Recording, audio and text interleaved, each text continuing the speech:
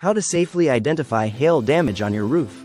Hailstorms can cause significant roof damage that often goes unnoticed until costly repairs become unavoidable. Detecting the damage early can help prevent leaks and structural issues, saving you money and protecting your home. Here's how to safely identify hail damage on your roof. Signs of hail damage. Dents or cracks in shingles. Missing granules on the roof. Damaged flashing in gutters. Soft spots or bruises.